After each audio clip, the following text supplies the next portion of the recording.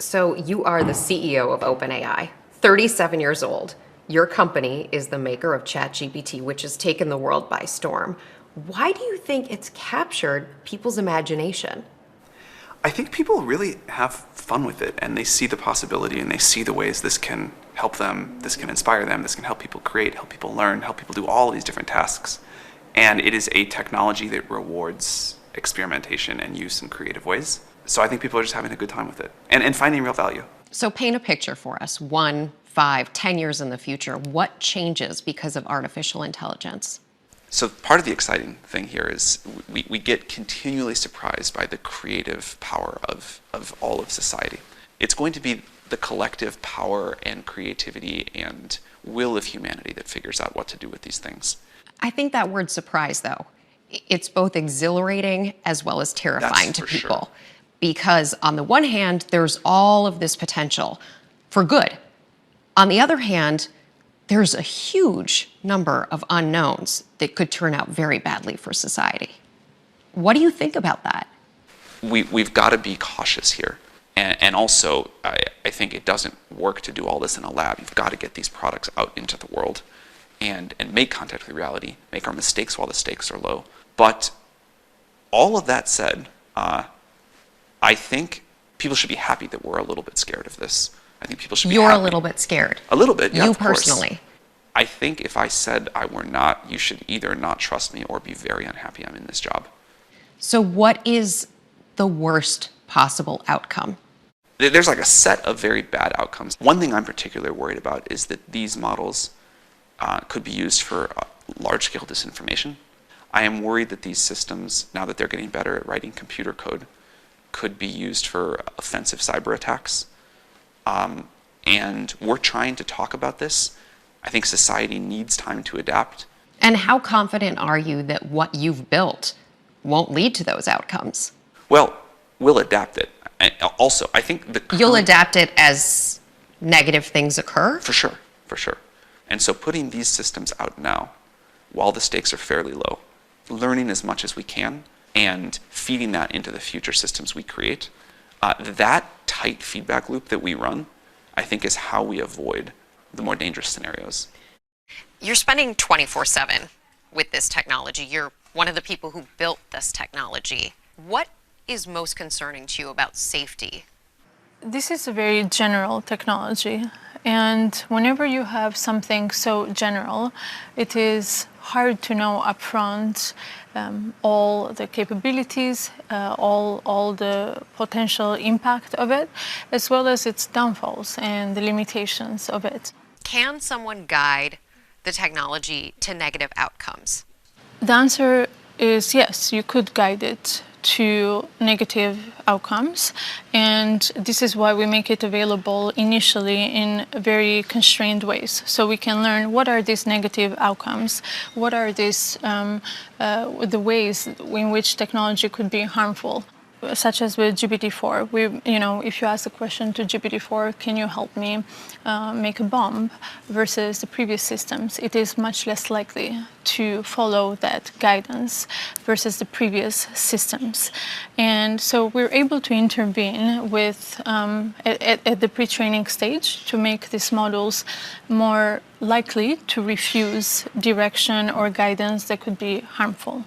What's easier to predict today, based on where we are, humans or machines? I would probably say machines, because there is a scientific process to them that we understand, and humans are just, there's so much more nuance. Does the machine become more human-like over time? We are getting to a point where machines will be capable of a lot of the cognitive work that humans do at some point. Is there a point of no return in that process? There could be. But it's not obvious what that looks like today. And our goal is to make sure that we can predict as much as possible in terms of capabilities before we even develop these systems, as well as limitations. Its behavior is very contingent on what humans choose for its behavior to be. Therefore, the choices that humans are making and feeding into the technology will dictate what it does, at Yeah. least for now. Certainly. So there are incredibly important choices being made by you and your team. Absolutely. And how do you decide between right and wrong? As we make a lot of progress, these decisions become harder and they become far more nuanced.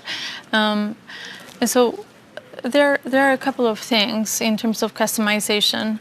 There is the part of just making the model more capable in a way where you can customize its behavior and you can give the user a lot of flexibility and choice in having the AI that is more aligned with their own values and with their own beliefs. So that's very important, and we're working on that. And In other words, it's almost the future is potentially a place where each person has their sort of own customized AI that is specific to what they care about and what they need?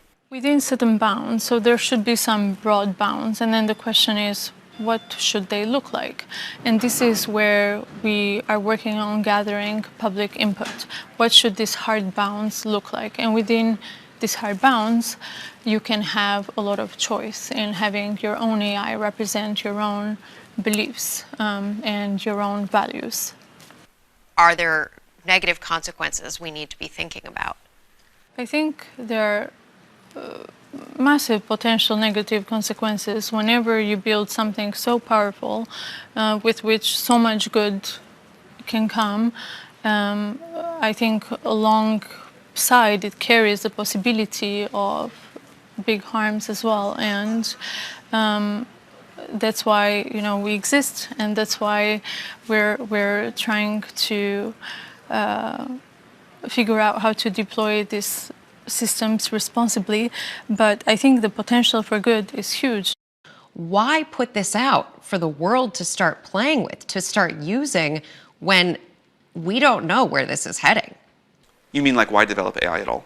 Why develop AI in the first place? And then why put it out for the world to use before we know that we are safeguarded, that those guardrails are in place already? This will be the greatest technology humanity has yet developed. We can all have an incredible educator in our pocket that's customized for us, that helps us learn, that helps us do what we want. We can have medical advice for everybody that is beyond what we can get today. We can have creative tools that help us figure out the new problems we want to solve, wonderful new things to co-create with this technology for humanity. We have this idea of a co-pilot, this tool that today we help people write computer code and they love it. We can have that for every profession. And we can have a much higher quality of life, standard of living. As you point out, there is huge potential downside. People need time to update, to react, to get used to this technology, to understand where the downsides are and what the mitigations can be. If we just developed this in secret in our little lab here and didn't have contact with reality and made GPT-7 and then dropped that on the world all at once, that, I think, is a situation with a lot more downside. Is there a kill switch, a way to shut the whole thing down? Yes. What really happens is, like, any engineer can just say, like, we're going to disable this for now, or we're going to deploy this new version of the model. A human? Yeah. The model itself, can it take the place of that human? Could it become more powerful than that human? So in the sci-fi movies, yes. In our world, in the way we're doing things, this model is, it's sitting on a server. It waits until someone gives it an input. But you raise an important point, which is the humans who are in control of the machine right now also have a huge amount of power. We do worry a lot about authoritarian governments developing this. Putin has himself said whoever wins this artificial intelligence race is essentially the controller of humankind. Do you agree with that? So that was a chilling statement for sure. What I hope instead is that we successively develop more and more powerful systems that we can all use in different ways, that get integrated into our daily lives, into the economy, and become an amplifier of human will, but not this autonomous system that is The this single one controller, thing. Yeah. essentially God. Really don't want that. What should people not be using it for right now? The thing that I try to caution people the most is what we call the hallucinations problem. The model will confidently state things as if they were facts that are entirely made up. And the more you use the model, because it's right so often, the more you come to just rely on it and not check like, this is just a language model.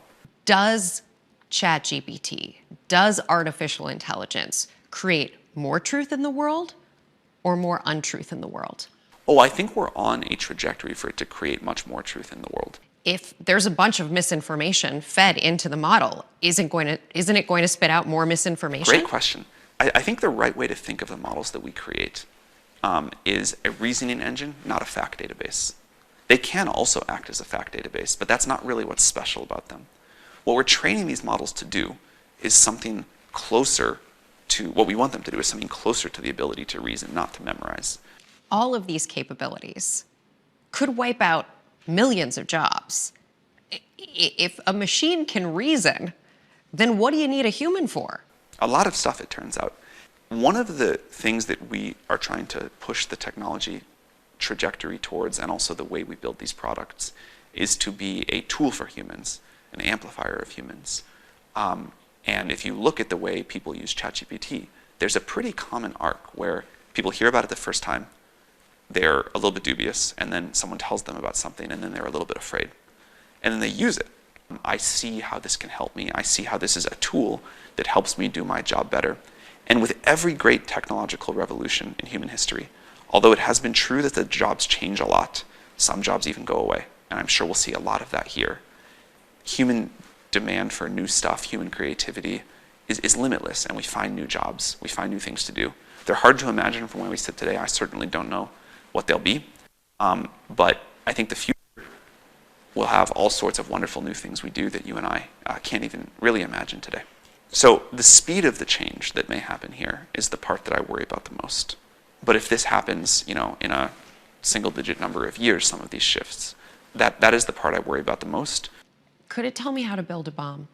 It shouldn't tell you how to build a bomb, but even though Google searched. Well, no, we put constraints. So if you go ask it to tell you how to build a bomb, our version, I don't think will do that. Google already does, and so it's not like this is something that technology has not already made the information available to.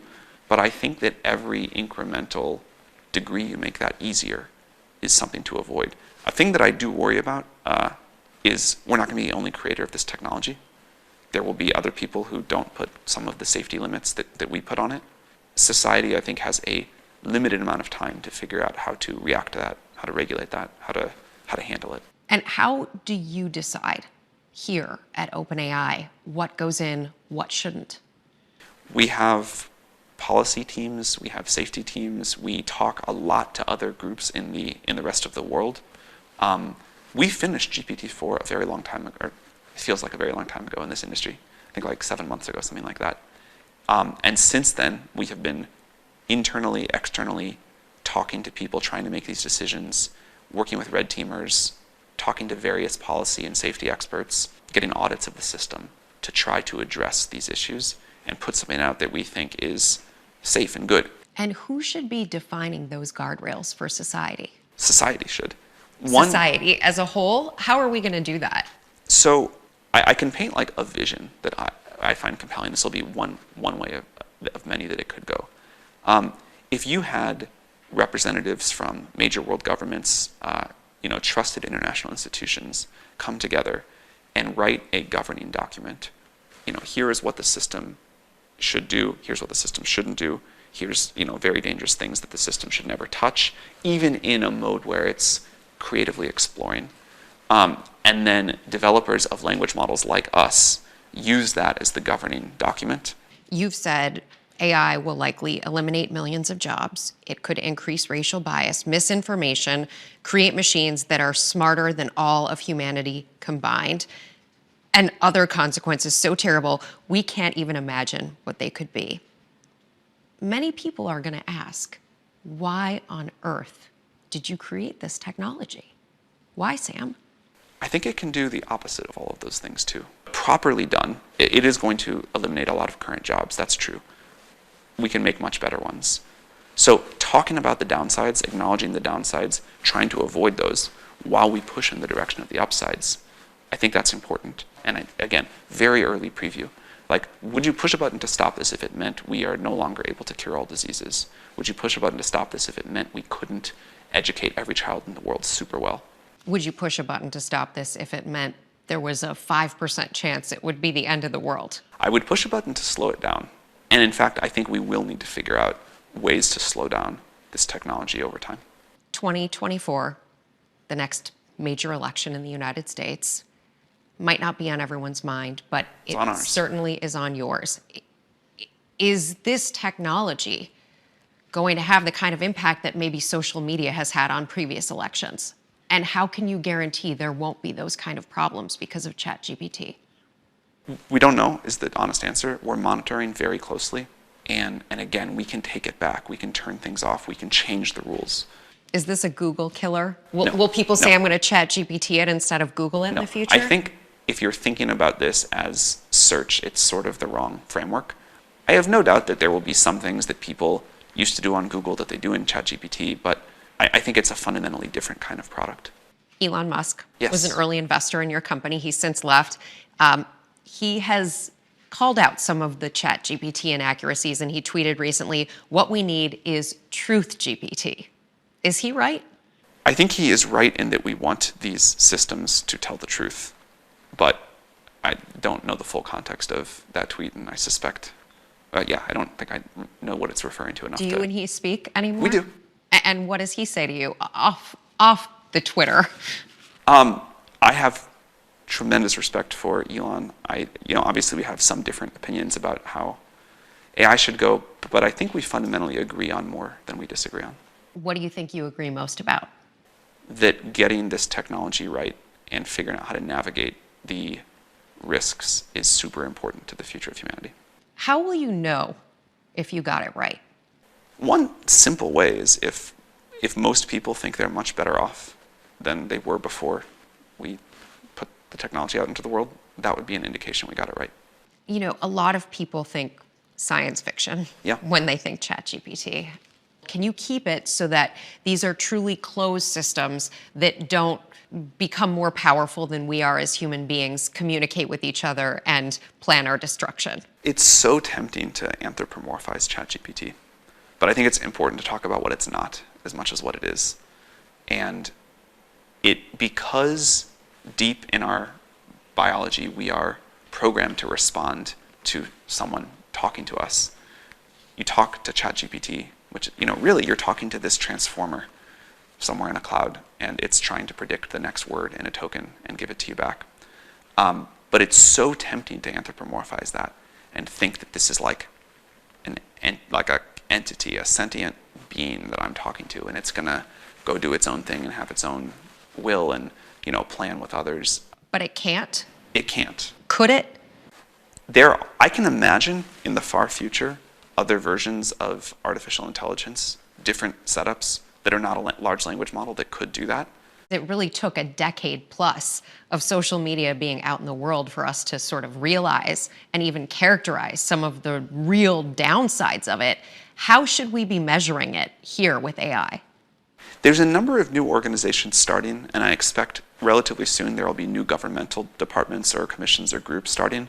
Is the government prepared for this?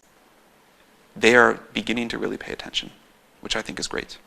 And I think this is another reason that's important to put these technologies out into the world. We really need the government's attention. We really need thoughtful policy here, and that takes a while to do. If government could do one thing right now to protect people and protect from the downside of this technology, what should they do? The main thing I would like to see the government do today is really come up to speed quickly on understanding what's happening, get insight into the top efforts, where our capabilities are, what we're doing.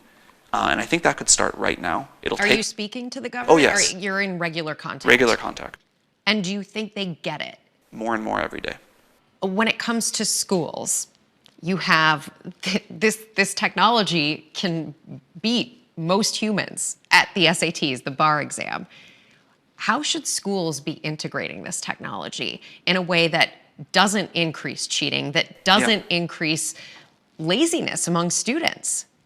Education is going to have to change, but it's happened many other times with technology. When we got the calculator, the way we taught math and what we tested students on, that totally changed. The the promise of this technology, one of the ones that I'm most excited about, is the ability to provide individual learning, great individual learning for each student. You're already seeing students using ChatGPT for this in a very primitive way to great success. And as companies take our technology and create dedicated platforms for this kind of learning, I think it will revolutionize education, and I think that kids that are starting the education process today, by the time they graduate from high school, are going to be like smarter and more capable than we can imagine. It's a little better than a TI-85. It's a little better. But it does put a lot of pressure on teachers to read. For example, if they've assigned an essay, 3 of their students use ChatGPT to write that essay, how are they going to figure that out? I've talked to a lot of teachers about this, and it is true that it puts pressure in some ways, but for an overworked teacher to be able to say, hey, go use ChatGPT to learn this concept that you're struggling with and just sort of talk back and forth. One of the new things that we showed yesterday in the GPT-4 launch is using GPT-4 to be a Socratic method educator.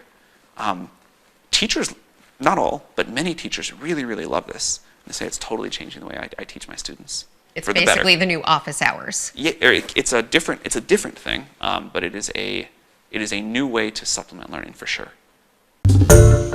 Hi everyone, George Stephanopoulos here. Thanks for checking out the ABC News YouTube channel. If you'd like to get more videos, show highlights, and watch live event coverage, click on the right over here to subscribe to our channel, and don't forget to download the ABC News app for breaking news alerts. Thanks for watching.